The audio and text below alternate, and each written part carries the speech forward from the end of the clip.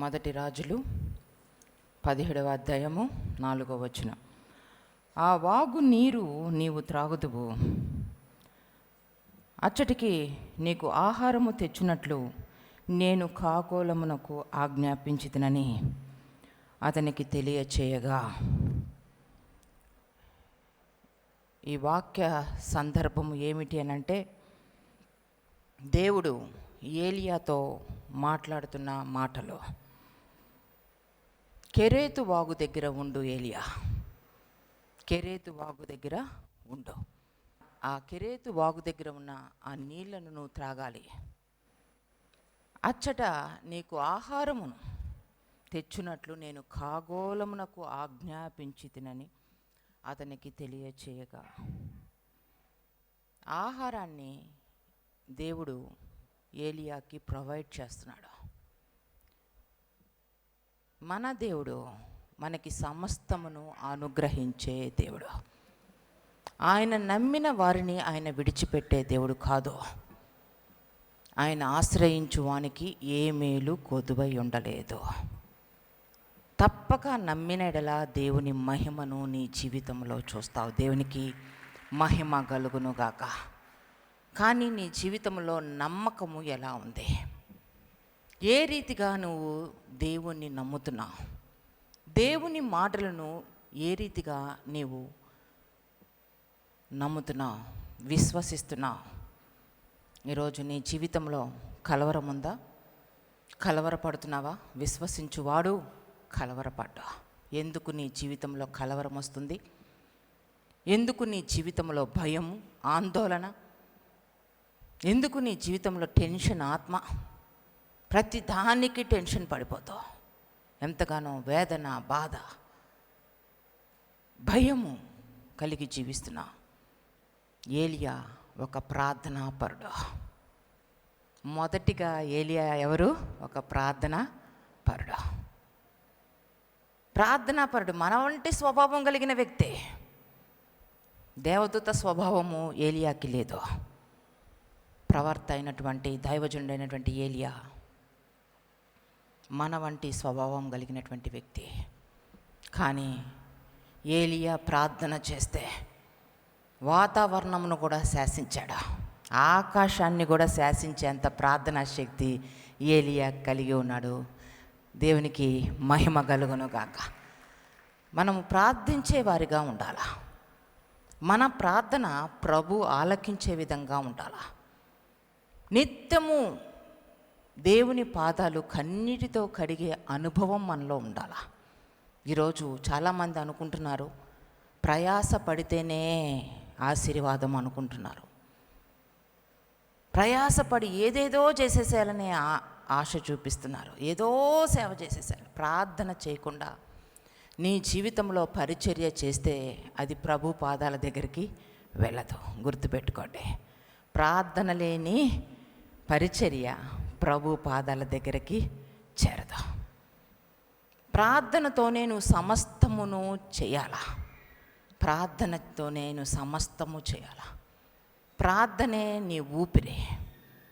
ప్రార్థన లేకుండా నువ్వు పరిచర్య చేస్తే నీవు జీవము కలిగిన జీవితము కలిగి పరిచర్య చేసే వ్యక్తిగా ఉండవు.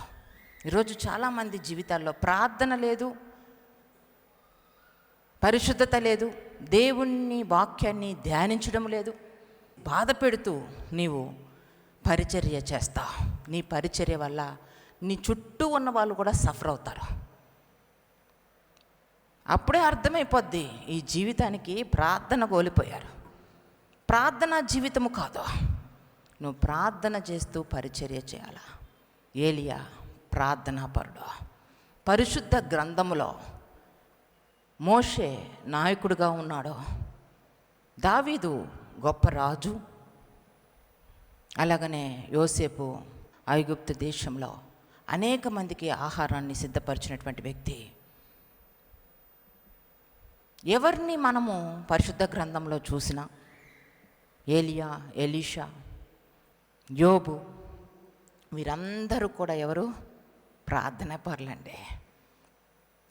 దేవుడు వీరికి ఇచ్చినటువంటి ప్రతి బాధ్యత వీరు ప్రార్థన ద్వారానే జయించారు, ప్రార్థన ద్వారానే నెరవేర్చారు. వీరిని చూసి నేర్చుకోవాలా మన జీవితంలో. మోషే, ఇశ్రాయేలందరినీ నువ్వు అరణ్య యాత్రలో నడిపించాల మోషే. ఇదిగో ఇన్ని లక్షల మంది, నువ్వు నాయకుడిగా ఉంటావు, ఇన్ని లక్షల మందిని నువ్వు నడిపించాలా. ఇదిగో అధికారపు కర్ర కూడా నీకు ఇచ్చేసా, ఇంకా నాతో నీకేం పని లేదు. అధికారపు కర్రను ఉపయోగించుకుంటూ నువ్వు అరణ్య యాత్రలోకి ముందుకు సాగిపో. కానీ మోషేకి తెలుసు, దేవునితో సహవాసము లేకుండా ఏ పని చేయలేను, దేవునితో సహవాసము లేకుండా నా జీవితంలో ఏది నేను స్వతంత్రించుకోలేను. దేవునితో సహవాసం చేయాలని కొండ ఎక్కాడండి. మోషే కొండ ఎక్కి 40 దినాల ఉపవాస ప్రార్థన చేశాడు. ప్రార్థన చేస్తూనే ఉన్నాడు. ప్రజల్ని విడిచిపెట్టాడు, కానీ ప్రభువును మాత్రం విడిచిపెట్టలా. ప్రభు ఇచ్చిన పరిచర్యను పక్కన పెట్టి దేవునితో సహవాసం చేయడం మొదలుపెట్టాడు. తద్వారా ఏమైంది? 10 ఆజ్ఞలు పలకలను పట్టుకున్నాడు. ఆకాశంలో నుండి అగ్ని వంటిది వచ్చి ఆ కొండ మొత్తాన్ని కమ్ముకున్నప్పుడు ఆ పలకల మీద రాయబడినటువంటి రాత దేవుని చేరాత. 10 ఆజ్ఞలు తండ్రి అయిన దేవుడు రాసినట్లుగా మనం చూస్తున్నాం. ఆ 10 ఆజ్ఞలను పట్టుకొని ప్రజల మధ్యకి వస్తున్నాడు. ప్రార్థనా పరులు గొప్ప కార్యాలని స్వతంత్రించుకుంటారు. ప్రార్థనా పరులకు అసాధ్యమైనది లోకంలో ఏదీ లేదు. దేవునికి ఎంతవరకు సాధ్యమో ప్రార్థనా పరులకు అంతవరకు సాధ్యమే. దేవునికి మహిమ కలుగునుగాక. ఎందుకంటే దేవునితో సహవాసము చేయడమే ఈ ప్రార్థనా జీవితము. దేవునితో సహవాసం. ఏదో ఎక్కువగా పరిచర్య చేయాలి, ఎక్కువ కష్టపడాలి, ఏదో చేసేసేయాలా, చెమటోర్చాలా, మంచిదే. దేవుని కోసం కష్టపడడం మంచిదే. కానీ ప్రార్థన లేకుండా పరిచర్య చేస్తున్నావా? దేవునికి ఇష్టమైన పరిచర్య నువ్వు చేయో, దేవుణ్ణి కష్టపెట్టే పరిచర్య నువ్వు చేస్తావు. అంటే ఎక్కడ పరిశుద్ధంగా జీవించాలో అక్కడ అపవిత్రంగా జీవిస్తావు. తద్వారా యేసయ్యకి ఇష్టలుగా జీవించాల్సిన మీరు యేసయ్యని కష్టపెట్టే విధంగా పరిచర్య చేస్తారు, యేసయ్యను బాధ పెట్టే విధంగా పరిచర్య చేస్తారు. మోషే ప్రార్థన చేస్తున్నాడు. ప్రార్థన చేస్తున్నప్పుడు 10 ఆజ్ఞల పలకను తీసుకొని వచ్చారు. మనం అనుకుంటాం పరిశుద్ధ గ్రంథం అంతా, ధర్మశాస్త్రం అంతా మోషే ద్వారా వచ్చిందని. లేదు, ఆకాశం నుంచి అగ్ని ఆ కొండను ఆవరించినప్పుడు 10 ఆజ్ఞలను ఏ విధంగా రాసి ఉన్నారో ఆ 10 ఆజ్ఞలను బేస్ చేసుకొని ఈ పరిశుద్ధ గ్రంథం అంతా రాయబడింది. దేవునికి మహిమ కలుగునుగాక. 10 ఆజ్ఞలను ఆధారము కేంద్రంగా చేసుకొని ఈ పరిశుద్ధ గ్రంథం అంతా రాయబడింది. ఏ మాటన నువ్వు తీసుకో, అటు ఇటు వెళ్ళి మళ్ళీ 10 ఆజ్ఞలకి కనెక్ట్ అవుతుంది. ఏ వాక్యమన్నా తీసుకో, అది మళ్ళా వెళ్ళి 10 ఆజ్ఞలకి కనెక్ట్ అవుతుంది. కనుక ఈ 10 ఆజ్ఞలు ఆకాశంలో నుంచి దేవుడే పలకల మీద వ్రాసాడు. ఆ చేరాత దేవుని చేరాత. కనుకనే దేవుడే మనకి నిర్ణయించి ఉన్నాడు పరిశుద్ధ గ్రంథాన్ని. అంత శ్రేష్టమైనటువంటి పరిశుద్ధ గ్రంథాన్ని మోషే ద్వారా ప్రజలకు అందించడానికి గల కారణం ఏంటంటే, మోషే దేవుని పాదాలను ఆశ్రయించాడు, దేవుని పాదాలని హత్తుకున్నాడు. కనుకనే మోషే అసాధ్యమైన పని మోషే జీవితంలో సాధ్యమైంది. కేవలము ప్రార్థన వల్ల. దేవునికి మహిమ కలుగునుగాక. కనుక ఇంత శ్రేష్టమైనవి ప్రార్థన వల్ల సమస్తాన్ని పొందుకున్నారు. పరిశుద్ధ గ్రంథంలో ఏదన్నా మీరు చూడండి, ఎవరి జీవితాలన్నా చూడండి. కొర్నేలి జీవితంలో ప్రార్థనాపరుడు.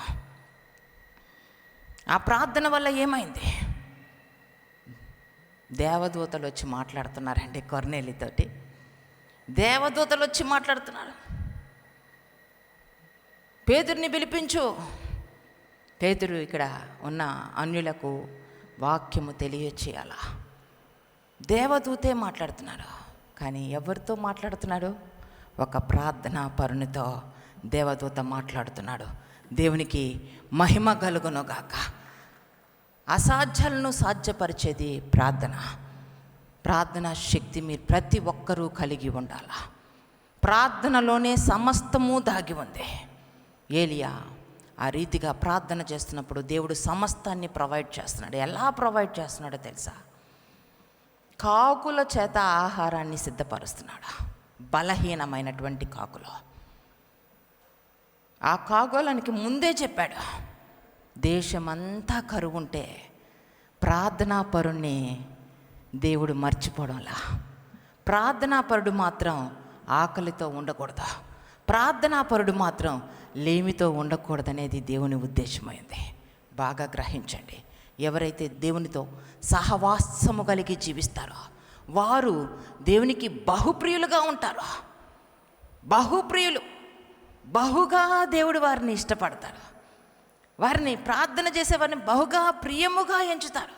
ఈరోజు చాలామంది ఏమైనా ఆత్మీయ జీవితాల్లో విన్యాసాలు చేస్తున్నారు, కానీ ప్రార్థన చేయడం అంటే మాత్రం కష్టం.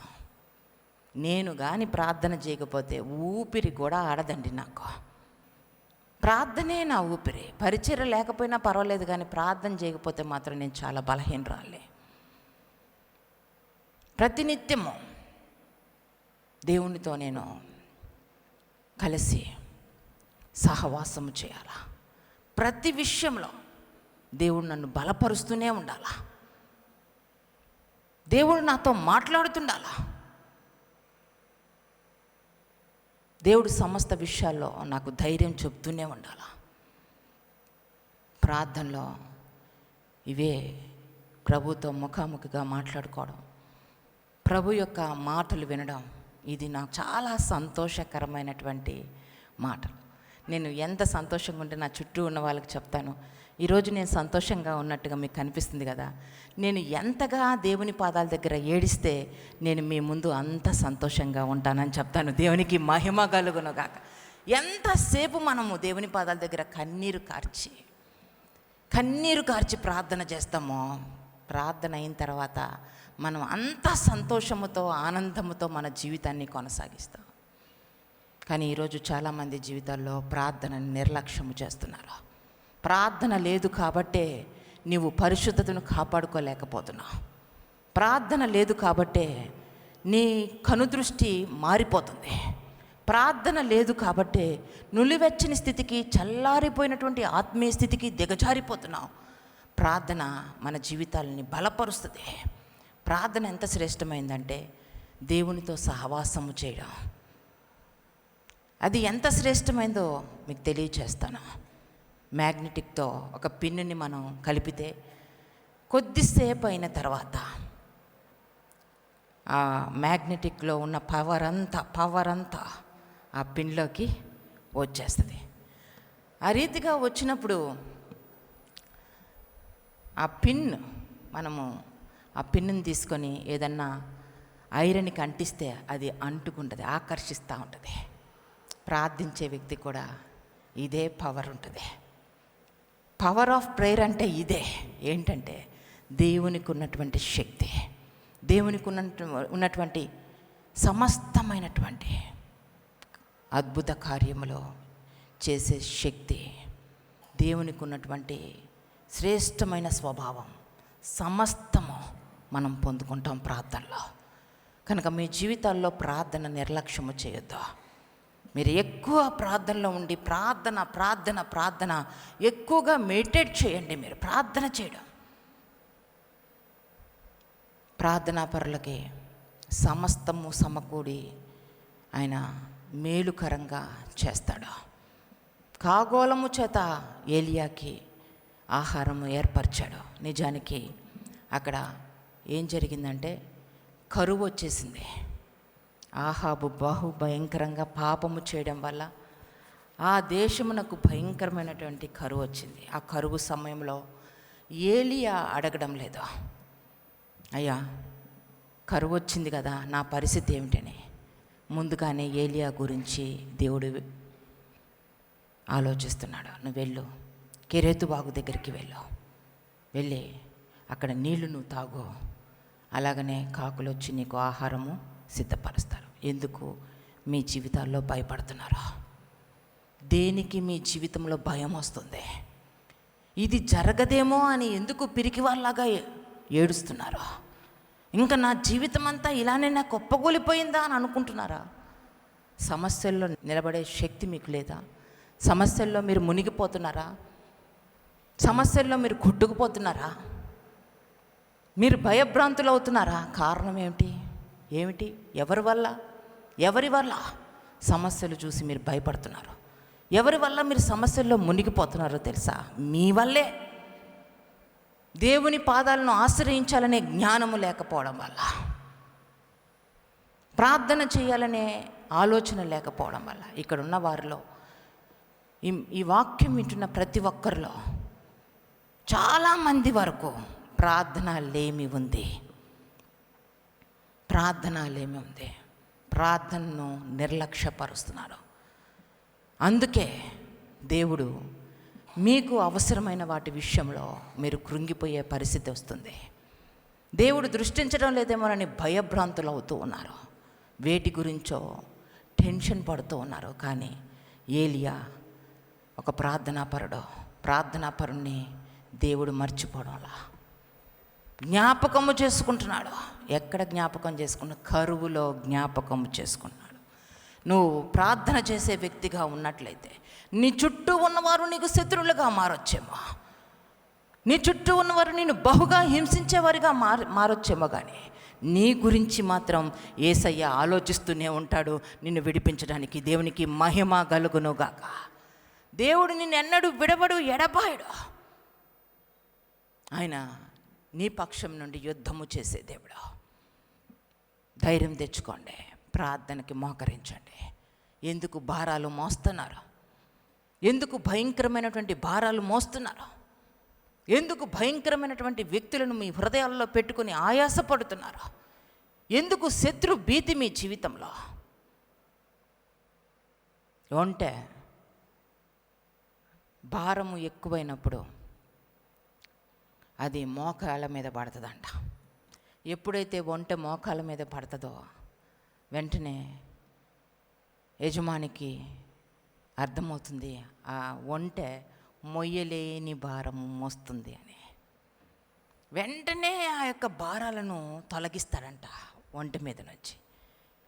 ఒక జంతువుగా ఉన్న ఒంటె భారం ఎక్కువైపోతే మోకాళ్ళ మీద పడితే మన జీవితాల్లో ఉన్న సమస్యలను బట్టి, మన జీవితంలో ఉన్న పోరాటాలని బట్టి మనము దేవుని పాదాల దగ్గర మోకరించాలా? దేవుడే చెప్తున్నాడు, మీ భారము యెహోవా మీద మోపుము. ఆయన సమస్త భారమును మోసే దేవుడు. ఆయన మోస్తానని మనకి వాగ్దానము చేస్తున్నాడు. ఈరోజు కష్టాల్లో, నష్టాల్లో, ఇబ్బందుల్లో, బాధల్లో ఎంతో ఆరాటపడిపోతున్నారు. ఎంతగానో వేదన, బాధ, నష్టము, కష్టము, ఒక సమస్యను కనీసం ఫేస్ చేయలేని పరిస్థితుల్లో ఉన్నారు. ఒక శత్రువును కూడా ఎదుర్కోలేనటువంటి బలహీనులుగా ఉన్నారు. ఒక బలహీనతతో కూడిన వ్యక్తిని కూడా మార్చలేనటువంటి స్థితిలో ఉన్నారు. ఆ భక్తిహీనులు మాట్లాడే మాటలను ఎదుర్కోలేనటువంటి అంత నులివెచ్చని స్థితి, దిగజారిపోయినటువంటి ఆత్మీయ స్థితి. ప్రతి దానికి ఆయాసపడుతూ, బాధపడుతూ ఎందుకు కృంగిపోతున్నారు? ప్రార్థనా శక్తి మీలో ఉంటే దేనికి మీరు భయపడవలసిన అవసరంలా. దేవునికి ప్రార్థించే హృదయం మీలో ఉంటే చాలు. చాలామంది ప్రార్థన చాలా నిర్లక్ష్యం చేస్తున్నారు. నీకు ఏది అవసరమైనా నువ్వు ప్రార్థన చేసే వ్యక్తిగా మారాలా. ప్రార్థన చేసేవారే పరలోకానికి వెళ్తారు. ప్రార్థన చేస్తూ ఉంటే దేవునితో సహవాసం చేయడం, మొదటిగా దేవుని శక్తిని మీరు పొందుకుంటారు. అలాగనే దేవుని స్వభావము కూడా మీలోనికి వస్తుంది. దేవుని స్వభావం మీలోనికి వస్తుంది. కనుక నిర్లక్ష్యము చేయొద్దు, ఎక్కడ నిర్లక్ష్యం చేయొద్దు. ప్రార్థించండి. యోబు ప్రార్థనాపరుడు, నిత్యము ప్రార్థన చేస్తున్నాడు. ఏమన్నా పేదవాడై ప్రార్థన చేస్తున్నాడా యోబు? ధనవంతుడై, అన్నీ సమృద్ధిగా ఉన్నాయి, గర్భఫలం లేదని ప్రార్థన చేస్తున్నాడా? కొంతమంది ఇటువంటి ప్రార్థనలు చేస్తారు. ఏదన్నా లేకపోతే ఎడతెగక ప్రార్థన చేస్తారు. అన్నీ కలిగి ఉంటే మోకరించడానికి కూడా మీ శరీరాలు ఒప్పుకో. అంతా బాగుంటే చాలు. ఎవరైనా ఒక్కళ్ళు ప్రేమగా మాట్లాడితే చాలు, ఇంకా ఆ రోజు ప్రార్థన లేదు. ఇక ఒక్క వ్యక్తి ప్రేమించే వ్యక్తులున్నా ప్రేమగా మాట్లాడిన ఇంకా ఆ రోజు మోకరించాలనిపించదు. అంతా బాగుంటే ప్రార్థన జీవితాన్ని తీసి పక్కన పెట్టేస్తారు. మీ జీవితాల్లో అన్నీ ఉన్నా మోకరించడం నేర్చుకోండి. ఏది ఉన్నా లేకపోయినా ప్రార్థించడం నేర్చుకోండి. ప్రార్థన ఏనాడు విడిచిపెట్టొద్దు. ఆ రీతిగా యోబు ప్రార్థనాపరుడు. ప్రార్థన చేస్తున్న సమయంలో సైతాను వెళ్ళి దేవునితో మాట్లాడుతాను, నువ్వు అన్నీ ఇచ్చావు, యోబుకు కలిగిన సమస్తము చుట్టూ అంట కంచె వేశావు అంటున్నాడు. దుష్టుడే బయట పెడుతున్నాడు ఆ విషయం. యోబుకు కలిగి ఉన్నటువంటి ఆస్తి చుట్టూ కంచె ఉంది, బిడ్డల చుట్టూ కంచె ఉంది, తన ఇంటి చుట్టూ కంచె ఉంది, తన పొలము చుట్టూ కంచె ఉంది, తనకున్నటువంటి గొర్రెలు ఎడ్లు వీటన్నిటి చుట్టూ కంచె ఉందంటున్నాడు దుష్టుడు. అంటే ఏ విధంగానూ దుష్టుడు లోపలికి రాకుండా సమస్తము, తన కలిగి ఉన్న సమస్తము చుట్టూ కంచె వేయబడింది. చూడండి, ప్రార్థనాపరులు ఎక్కడుంటే వారు కలిగి ఉన్న ప్రతి ఒక్కరి విషయంలో కంచె ఉంటుంది. వారు కలిగి ఉన్నటువంటి ఆస్తి, వారు కలిగి ఉన్నటువంటి ఇల్లు, వారు కలిగి ఉన్నటువంటి పొలము సమస్తము, నీ బిడ్డల చుట్టూ కూడా కంచె ఉంటుంది, నీ కుటుంబము చుట్టూ కంచె ఉంటుంది.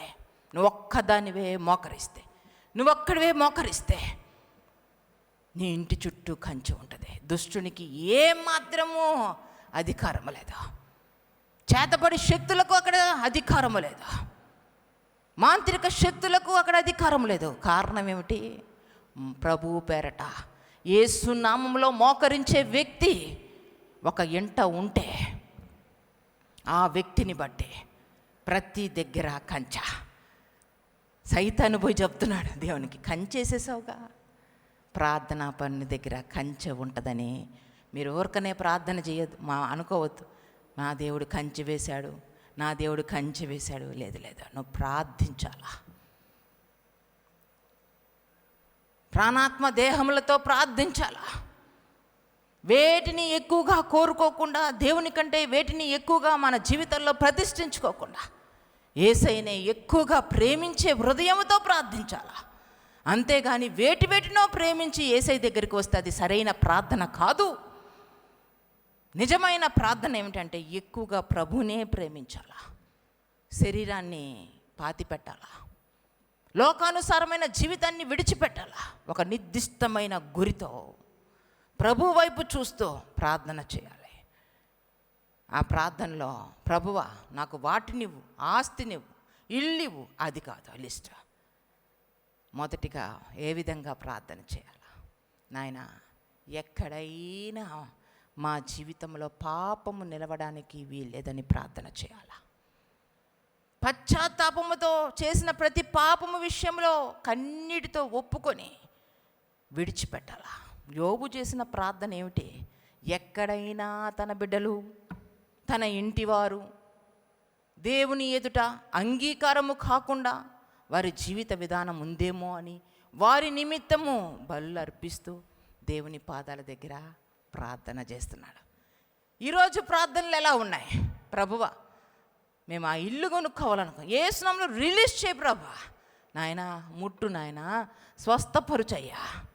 నిన్ను నీవు సరిచేసుకో, నిన్ను నువ్వు పరిశుద్ధపరచుకో, నీ జీవితము దేవునికి అంగీకారంగా మలుచుకో. నువ్వు ఒక ప్రియమైన వ్యక్తిగా దేవుని పాదాల దగ్గర జీవించు, చాలు. సమస్తము ఆయన చూసుకునే దేవుడు. దేవునికి మహిమ కలుగునుగాక. నీ విషయంలో సమస్తము ఆయనే ప్లాన్ చేస్తాడు, ఆయనే ఆలోచిస్తాడు. నీ శత్రువులను మిత్రులుగా మార్చే సామర్థ్యము కలిగినటువంటి దేవుడు, సాధ్యపరిచే దేవుడు మన యేసయ్య. మన మారా అనుభవాన్ని మధురంగా మార్చగలడు మన మంచి యేసయ్య. మన కన్నిటిని నాట్యముగా మార్చగలడు. ఆయనకి అసాధ్యమైనది ఏదీ లేదు. కానీ నమ్ముట నీ వలనైతే నమ్మువానికి సమస్తము సాధ్యము. నమ్మువానికి సమస్తము సాధ్యం. ఈరోజు నువ్వు ప్రార్థన చేస్తున్న సమయంలో నిన్ను నువ్వు పరిశుద్ధపరచుకో. నీ పాపమంతా విడిచిపెట్టు. నీ బలహీనతలు, నీ బంధకణాలన్నింటినీ విడిచిపెట్టు. ప్రభువా, నీకిష్టము లేనివి నాలో ఏవి ఉండడానికి వీల్లేదు. నీకు నచ్చనిది ఆ స్వభావము నాలో ఉండడానికి వీల్లేదు. నిన్నే దృష్టిస్తూ ముందుకు సాగాలి యేసయ్యా. నీకు ఇష్టం లేనివి నేను నా హృదయంలో ప్రతిష్ఠించుకోవడానికి వీల్లేదు. నీకు ఇష్టం లేనివన్నీ నా హృదయంలో యేసునామములో కాల్చివేయి. అవసరం లేదు నాకు. నీ చిత్తమే, నీ ఇష్టమే నా జీవితంలో నిలిచి ఉండాలా. ఈ రీతిగా ప్రార్థన చేయాలా. అది దేవునికి ఇష్టమైనటువంటి శ్రేష్టమైనటువంటి ప్రార్థనా ధూపం. కనుక మన జీవితాల్లో ఏదో కావాలని ప్రార్థన మొదలు పెట్టబాకండి. ఏదో ఇవ్వలేదని సనుక్కుంటూ గొనుక్కుంటూ ఎడవబాకండి. పిరికి వాళ్ళగా చేసే ప్రార్థన ప్రభుకి హేయము. కనుక మీరు ప్రార్థన చేస్తున్నప్పుడు మిమ్మల్ని మీరు పరిశుద్ధపరచుకోండి. మీ కుటుంబంలో దుష్టునికి ఎక్కడ చోటు ఉండకూడదని చెప్పి ప్రార్థన చేయండి. దేవుని సన్నిధి ఎల్లప్పుడూ నీ ఇంటిలో నిలిచి ఉండాలని ప్రార్థన చేయాలా. చెడు స్వభావానికైనను చెడ్డ వాటికైనను నీ ఇంటిలో స్థలము లేదు. వాటిని యేసునామములో లయపరుస్తూ ప్రార్థన చేయాలా. అలాగనే ప్రభువా, నేను పరలోకం చేరాలా, పరలోకపు వారసురాలుగా మలచయ్యా. శ్రమ ఇచ్చావా ప్రభువా, నీకు వందనములో నా చేయి పట్టుకొని నడిపించు. సమస్య ఇచ్చావా, నీకు వందనములయ్యా, నా చేయి పట్టుకొని నడిపించు. అనారోగ్య పరిస్థితి, భయపడనక్కర్లా దేవా, ఎటువంటి పరిస్థితి అయినా పర్వాలా, నా చేయి పట్టుకొని నడిపించు. ఈ రీతిగా మనం ప్రార్థన చేయాలి. నువ్వు నాకు తోడుగా ఉంటే చాలు. ఏదైనా నేను అనుభవిస్తాను, ఏ రీతికైనా నేను ముందుకు సాగుతాను. అంతేగాని మనం ఏమని కోరుకుంటామంటే, యేసయ్య దగ్గరికి వస్తే ఏ కష్టము ఉండకూడదు, ఎవ్వరూ ఒక్క మాట అనకూడదు. ఎంత భయంకరంగా తయారై ఉంటారంటే కొంతలు వారి జీవితాల్లో, ప్రార్థనా జీవితంలో ఈ అహము, గర్వము, జీవపు డంబము కాలకపోతే, అది కాల్చివేయబడకపోతే నీ ప్రార్థన ప్రభు సన్నిధికి చేరదా. యోబు ప్రార్థన ఎంత చక్కటి ప్రార్థన, ఎంత నిర్దిష్టమైనటువంటి ప్రార్థన కలిగి ఉన్నాడు. ఎక్కడ తన ఇంటి వారిలో పాపం ఉండడానికి వీల్లేదు. ప్రభు కంట విరోధమైనటువంటి క్రియలు వారి కుమారులు, వారి కుమార్తెలు, బిడ్డలు చేసి ఉన్నారేమో అని ప్రభుకి అంగీకారంగా ఉండాలా. నేను నా ఇంటి వారు ప్రభుకి అంగీకారంగా ఉండాలా.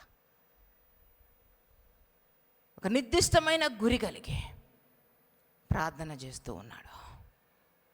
డబ్బుంది, ధనం ఉంది, సమస్తము ఉన్నాయి. కానీ అంతకంటే శ్రేష్టమైనది యోబుకున్నది ఏంటంటే ప్రార్థన చేసే గుణం. దేవునికి మహిమ కలుగును గాక.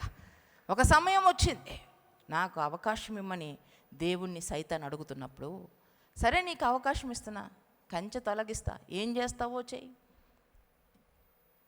అప్పుడు సైతాన్ వచ్చి భయంకరంగా యోబు జీవితాన్ని మలిచివేసేశాడు. అనారోగ్య పరిస్థితి తీసుకొని వచ్చాడు. భయంకరమైనటువంటి స్కిన్ డిసీజ్ వచ్చేసింది. చెల్ల పెంకులతో గోక్కునేంత పరిస్థితి, భయంకరమైన స్థితి. బిడ్డలందరూ చనిపోయారు, సమస్తము కోల్పోయాడు. ఒకవైపు నుంచి ఒకళ్ళు వస్తున్నారు, పొలమంతా కాలిపోయిందని చెప్తా, ఒకవైపు నుంచి ఒకటి వస్తున్నారు. అన్నీ నాశనం, అగ్ని చేత కాల్చివేయబడ్డాయనే అన్ని నెగిటివ్ వర్డ్సే వింటున్నాడు యోబు. అన్ని వ్యతిరేకమైన మాటలే వింటున్నాడు యోబు. కానీ తన హృదయము కదల్చబడ్డంలా, తన హృదయము బాధపడ్డంలా, భయపడ్డంలా ఒకటే మోకరించేశాడు, ప్రార్థన చేశాడు. కష్టమైనటువంటి పరిస్థితుల్లో, ఇబ్బందికరమైన పరిస్థితుల్లో, నెగిటివ్ వర్డ్స్ వింటున్నప్పుడు ఆ వర్డ్స్ని బట్టి చెలించిపోకుండా, అయ్యో బిడ్డలు వెళ్ళిపోయారని చెప్పి దేవుణ్ణి నిందించకుండా, అవమానించకుండా, నువ్వు ఉన్నావా ప్రభువా, నిత్యము ప్రార్థన చేస్తుంది నీకా ఇంకెవరికైనానా అని చెప్పి ప్రశ్నించకుండా, ప్రభువా ఏది ఉన్నా లేకపోయినా ప్రార్థన మాత్రం విడిచిపెట్టనయ్యా, మోకరించి ప్రార్థన చేస్తున్నాడు, ఎడతెగక ప్రార్థన చేస్తున్నాడు. ఇంకా అటువంటి ప్రార్థన అసలే భయంకరమైన పరిస్థితుల్లో, ఇబ్బంది కొలిమిలో దేవుణ్ణి విడిచిపెట్టకుండా ప్రార్థన చేస్తున్నటువంటి యోబుని చుట్టూ చేరిపోయారండి. ఎవరు? ప్రియమైన స్నేహితులు. నీవేమన్నా తప్పు చేసావేమో, నువ్వేమన్నా భయంకరమైన శాపము నీ మీదకి వచ్చింది, ఎక్కడైనా దేవుని విషయాల్లో ఇష్టానుసారంగా ప్రవర్తించావా, ఎక్కడైనా ఇబ్బందికరమైన పరిస్థితుల్లో నువ్వు ప్రవర్తించావా అని అడుగుతుంటే చూడండి ఎంత బాధేస్తుంది. కానీ నోటి మాట ద్వారా కూడా యోబు పాపము చేయలేదు. ఒక నిర్దిష్టమైన గురి కలిగి మోకాళ్ళ మీదనే ఉన్నాడు, ప్రార్థన చేస్తూనే ఉన్నాడు. వారి చుట్టూ ఉన్నవారు ప్రశ్నిస్తున్నారు. చివరికి యోబు భార్య అంటుంది, భార్య ఎవరు? అతి ప్రియమైన వ్యక్తి.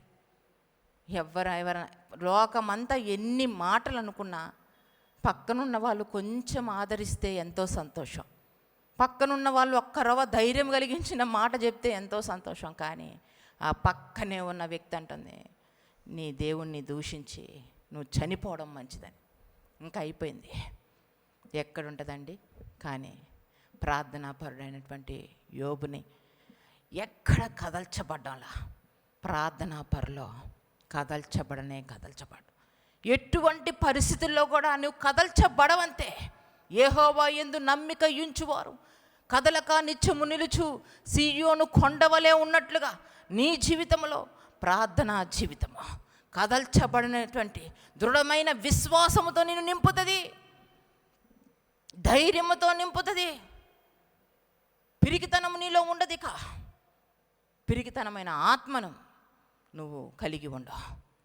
పిరికితనమైన ఆత్మ దేవుడు ఇవ్వలేదు, కానీ ధైర్యము కలిగిన, ఇంద్రియ నిగ్రహము కలిగినటువంటి ధైర్యము కలిగిన ఆత్మను ఆయన ఇచ్చి ఉన్నాడు. పిరికితనము అనేది, భయము అనేది అది ప్రభువు దగ్గర నుంచి వచ్చింది కాదు. ఈరోజు నువ్వు అనుకుంటున్నావు పిరికితనమే నీలో ఉందేమో అనుకుంటున్నావు, భయమే కదా అనుకుంటున్నావు. అది చాలా భయంకరం. ఆ భయమే చాలా భయంకరమైంది. ఎందుకంటే అంత్య దినాల్లో, రాకడ సమయంలో పిరికి వాళ్ళు పరలోకానికి చేరరు. పరలోకం కావాలా? పిరికితనాన్ని సమాధి చేయాలా? పరలోకం కావాలా? భయాన్ని సమాధి చేయాలా? ఏ విధంగా నువ్వు భయాన్ని సమాధి చేస్తావు? పిరికితనాన్ని ఏ విధంగా నువ్వు సమాధి చేస్తావు? అల్ప విశ్వాసాన్ని ఏ రీతిగా సమాధి చేస్తావు? ఒకటే మార్గం, ప్రార్థన ద్వారానే సమస్తము సాధ్యం. దేవునికి మహిమ కలుగునుగాక. ఆ రీతిగా యోబు భార్య నిందించి, నువ్వు ఇంకా చనిపోతే మంచిది కదా, చూడలేకపోతున్నారు. అంత శ్రమ పడ్డం చూడలేకపోతున్నారు. అంత భయంకరమైన పరిస్థితిని చుట్టూ ఉన్న మనుషులు కూడా చూడలేకపోతున్నారు. అంత హీన స్థితి మన జీవితాల్లో కూడా. మనం ప్రార్థన చేస్తూ ముందుకు వెళితే మన చుట్టూ ఉన్నవారు కొన్ని ప్రశ్నలు వేస్తారు. మీరు నిజంగా ప్రార్థన చేస్తే మీకెందుకు ఇలా జరుగుతుంది? మీ ఇంటి వారే నీకు శత్రువులు ఎందుకు అవుతున్నారు? నీకెందుకు ఇట్లాంటివి జరుగుతుంది? నీ పరిస్థితి ఎందుకు ఇలా ఉంది? నీకెందుకు అనారోగ్య పరిస్థితి అని చెప్పి ప్రశ్నలు వేస్తారు. కానీ మనం భయపడవలసిన అవసరం లేదా? భీతి చెందవలసిన అవసరం లేదా? మన దేవుడు మన అనారోగ్య పరిస్థితిని తారుమారు చేసే దేవుడు. దేవునికి మహిమ కలుగునుగాక. మన యొక్క ప్రతి ఒక్క ఇబ్బందికరమైన కొలిమిని కూడా తారుమారు చేస్తాడు. చూడండి, యోబుతో దేవుడు మాట్లాడతాడు. యోబు, నిన్ను బహుగా ఇబ్బంది పెట్టినటువంటి శత్రువులు లాంటి నీ స్నేహితుల గురించి నువ్వు ప్రార్థన చేయి అన్నప్పుడు, దేవా నా గురించి నేను చేసుకుంటా, నా పరిస్థితి ఎలా ఉంది, ఏం మాట్లాడాల చిత్తం ప్రభా. ఆ నలుగురు స్నేహితుల గురించి విజ్ఞాపన ప్రార్థన చేస్తున్నాడు, వారిని క్షమిస్తున్నాడు, వారిని ఆశీర్వదించి దీవిస్తున్నాడు.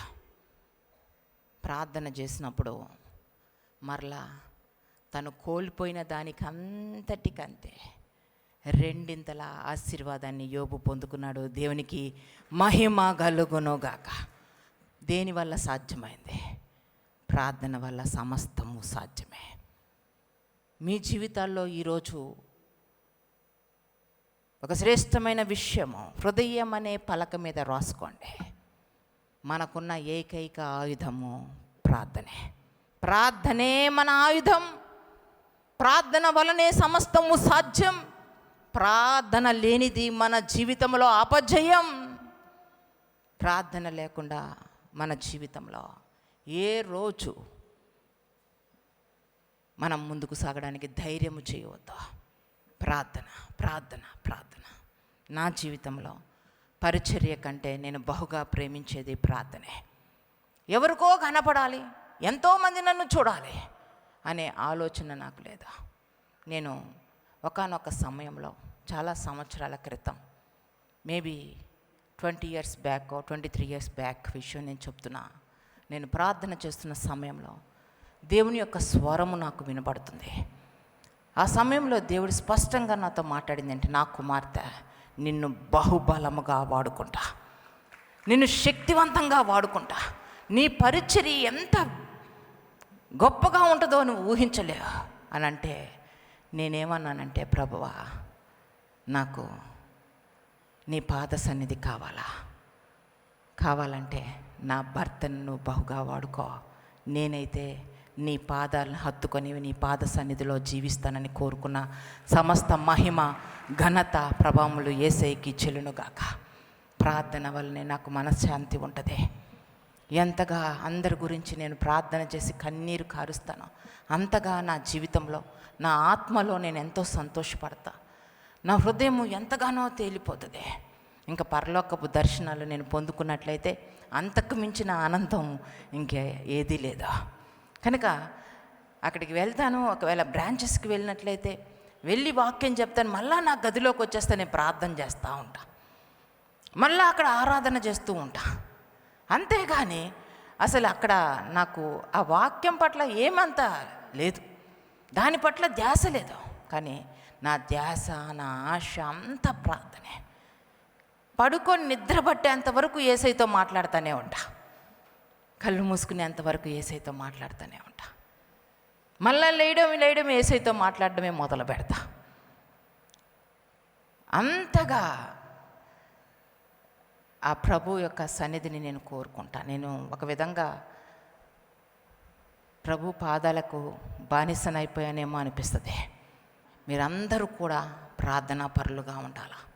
ప్రార్థనే మీ జీవితాల్లో ఉన్నత స్థితికి మిమ్మల్ని తీసుకుని వెళ్తుంది.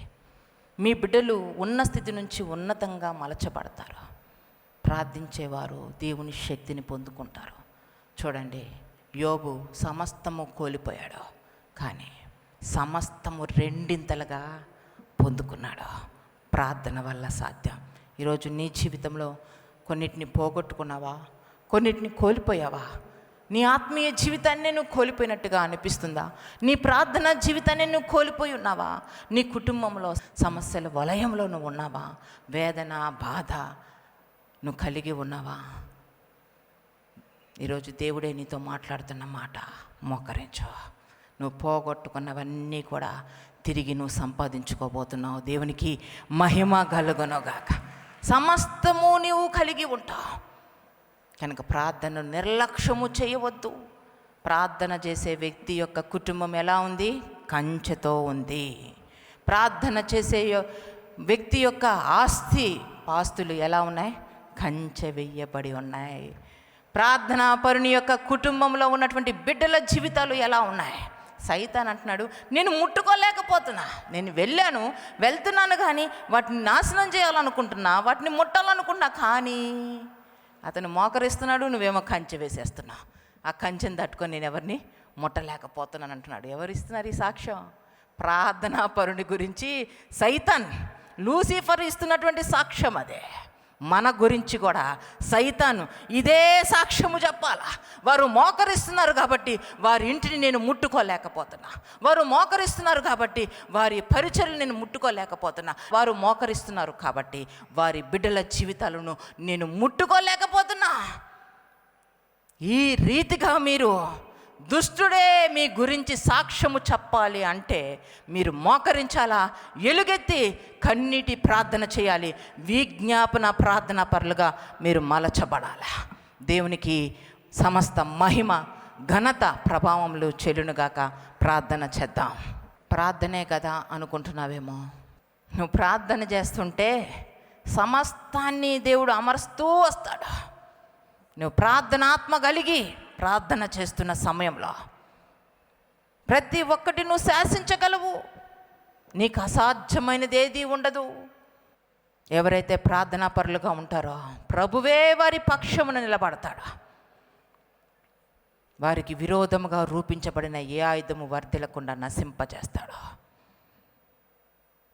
ఆహారానికి ఇబ్బందిగా ఉందా? ఆర్థిక ఇబ్బందులతో బాధపడుతున్నావా? వేదన, సమస్యలు, కష్టము, నష్టము నీలో ఉన్నాయా? ధైర్యం వహించు. ఏలియాని పోషించిన దేవుడు నిన్ను పోషించగల సమర్థుడు. ఆయనకు అసాధ్యమైనది ఏదీ లేదు. ఆయనకి సమస్తము సాధ్యమే, సమస్తము సాధ్యమే, సమస్తము సాధ్యమే. ఇంతవరకు నువ్వు సమస్యను అనుభవించడానికి కారణం ఏమిటో తెలుసా? ఆ సమస్యను జయించకపోవడానికి గల కారణం ఏమిటో తెలుసా? ఆ భక్తిహీనులు ఇంకా భక్తిహీనంగానే ఉండడానికి గల కారణం ఏమిటో తెలుసా? నువ్వు మోకరించకపోవడమే కారణం. ఆ బలహీనమైనటువంటి భర్త బహుగా వేదన పరుస్తున్న దానికి కారణం ఏమిటో తెలుసా? బలహీనంగా ఉన్న భార్య బహుగా వేదన పరుస్తున్న దానికి కారణం ఏమిటో తెలుసా? మాటల చేత హింసించడానికి కారణం ఏంటో తెలుసా? నీలో ఉన్న బలహీనత ఏంటో తెలుసా? మోకరించకపోవడం వల్లనే వారు నీ మీద అధికారము చేస్తున్నారు. ఒక్కసారి నువ్వు ప్రభు దగ్గర మోకరించినట్లయితే, మోకరించడం నేర్చుకున్నట్లయితే నీ ఎదుట ఏ వ్యక్తులు నిలబడలేరు. ఏ బలహీనులు, ఏ శత్రువు నీ ఎదుట నిలబడలేరు. శత్రువులు మిత్రులుగా మారిపోవాల్సిందే. శత్రువుల మధ్య దేవుడు భోజనాన్ని సిద్ధపరుస్తాడు. కనుక మీ జీవితాల్లో అసాధ్యాలని సాధ్యపరచాలనుకుంటున్నారా? ప్రభువే మిమ్మల్ని దృష్టించి మీ చుట్టూ, మీ కుటుంబం చుట్టూ, మీ తరాల చుట్టూ, మీకు కలిగి ఉన్న సమస్తం చుట్టూ కంచె వేయాలని ఆశపడుతున్నారా? అయితే ఈరోజు ఎలుగెత్తి తీర్మానం తీసుకొని, ప్రభువా నేను ఒక ప్రార్థనాపరునిగా నేను ఈరోజు నాయన ప్రార్థిస్తాను. ప్రభువా నీ పాదాల చెంత ప్రార్థన నిర్లక్ష్యము చేయనయ్యా. ప్రభువా కొన్నిసార్లు నేను ప్రార్థన చేయక మౌనంగా ఉంటున్నా, నన్ను క్షమించని అడగండి. నన్ను క్షమించు ప్రభువా, ప్రార్థన చేయకుండా ఉండనయ్యా. ప్రార్థనలోనే సమస్తము దాగి ఉందని గ్రహించానయ్యా. యోబు ప్రార్థన శ్రేష్టమైనదే, మోషే ప్రార్థన శ్రేష్టమైనది, దానియేలు ప్రార్థన శ్రేష్టమైనదే, ఏలియా ప్రార్థన బహుశక్తివంతమైనది. వారి జీవితంలో ఏ రీతిగా అసాధ్యాలను సాధ్యపరుచుకున్నారో మనము దేవుని పాదాల దగ్గర మోకరించినట్లయితే మన జీవితంలో కూడా అసాధ్యాలను సాధ్యపరుచుకుంటాం. మనకు విరోధముగా రూపించబడిన ఏ ఆయుధము వర్ధిల్లదు. దేవుడు మనం ప్రార్థన చేస్తున్నప్పుడు పరలోకపు తాళపు చెవులు ఇస్తాడంట. ఎంత శ్రేష్టమైనటువంటి మంచి యేసయ్య. మీ జీవితాల్లో కూడా మీరందరూ ప్రార్థనా పరులుగా ఉండాలా. మీ ప్రార్థనా జీవితము మీ కుటుంబాలకు, మీ యొక్క జీవితాలకే కాదు, ఈ దేశానికి, ప్రపంచానికి కూడా ప్రభావితం చెందే విధంగా మీరు ప్రార్థనలు చేయాలా. ప్రార్థన చేసేవారు పాపము చేయలేరు, పాపము చేసేవాళ్ళు ప్రార్థన చేయలేరు. ఒక నిర్దిష్టమైన గురి కలిగి ప్రార్థనలో ఉండండి. దేవునికి ఇష్టమైనటువంటి ప్రార్థన నేర్చుకోండి. ప్రభు హృదయం మెచ్చే విధంగా మాట్లాడడం నేర్చుకోండి. మన మంచి యేసయ్య, మన ప్రియమైన తండ్రితో మనము చక్కగా మాట్లాడుకోవాలా, ప్రేమగా మాట్లాడుకోవాలా, ప్రభు పాదాలను ఆశ్రయించాలా. మన భారమంతా ప్రభుకి తెలియచేయాలా. ప్రార్థన చేస్తే కంచె వేయబడుతుంది. ఈరోజు బిడ్డలు నాశనం అయిపోతారనే భయం నీకుండదు. ప్రార్థించేవారు ఇంకా భయపడరు. కంచె ఉంది, ఇంటి చుట్టూ కంచె ఉంది, ఆస్తి చుట్టూ కంచె ఉంది, బిడ్డల చుట్టూ కంచె ఉంది. దేనికి తొందరపడరు, అధైర్యపడరు, భయపడరు, ధైర్యంతో ముందుకు సాగుతారు. ఎవరైతే తీర్మానాలు తీసుకుంటున్నారో మీరు చేతులెత్తి చూపించినట్లయితే మీ కొరకు ప్రత్యేకించి ప్రార్థన చేస్తా. సర్వశక్తిమంతుడా, సర్వాధికారి, సర్వకృపానిధైన దేవ, మీకు వందనములు, స్తుతులు, స్తోత్రములు చెల్లిస్తున్నా. అద్భుతకరుడవు, ఆశ్చర్య కార్యములు చేయగల దేవుడు, నమ్మదగిన తండ్రి, నీకు వందనములు. పరిశుద్ధాత్ముడా, నీకు వందనము. ఒక్కొక్కరిని మీరు దర్శించండి. ప్రతి అంధకార శక్తులు, దురాత్మ శక్తుల ప్రభావాలు, చేతబడి శక్తుల ప్రభావాలను యేసు నామములో అగ్నితో కాల్చివేస్తున్నాము దేవా. సంపూర్ణ విడుదలను అనుగ్రహించండి నాయన. నీవు నాకు ఇచ్చిన అధికారమును బట్టి ప్రభువా, ప్రార్థనాత్మను రిలీజ్ చేస్తుండగా నాయన ప్రతి ఒక్కరూ ప్రార్థనాత్మతో నింపబట్టుకు సహాయము చేయండి. విజ్ఞాపన ప్రార్థన పరులుగా ప్రభా, ఉపవాస ప్రార్థన పరులుగా ప్రభా, నిత్యము ప్రార్థించే వారిగా నాయన, కన్నిటి ప్రార్థనా పరులుగా నాయన, నేటి దినమున వీరిని ముద్రీకరిస్తున్నందుకు వందనములు, స్తోత్రములు చెల్లిస్తున్నా. నీ కృపలో ప్రతి ఒక్కరిని జ్ఞాపకం చేసుకోనమని, నీ సమాధానం అనుగ్రహించండి అయ్యా. నా ప్రియమైన యేసయ్య, మీ గాయపడిన హస్తంతో ఒక్కొక్కరిని ముట్టండి. పరిశుద్ధ రక్తమును ప్రోక్షింప చేయండి. సంపూర్ణ స్వస్థత, సంపూర్ణ విడుదల, సంపూర్ణ రక్షణ వస్త్రాన్ని ధరింపచేసి నీ కొరకు సాక్షులుగా వీరిని మార్చి మలచమని, సమస్త మహిమ, ఘనత, ప్రభావములు మీకే సమర్పించుకుంటాం. యేసు నామములో, యేసనే శక్తి గల నామములో ఈ ప్రార్థన అడిగి వేడుకుంటున్నాము తండ్రి. Amen, amen, amen. షలోమ్. దేవుడు మిమ్మల్ని బహుగా దీవించి ఆశీర్వదించునుగాక. God bless you all.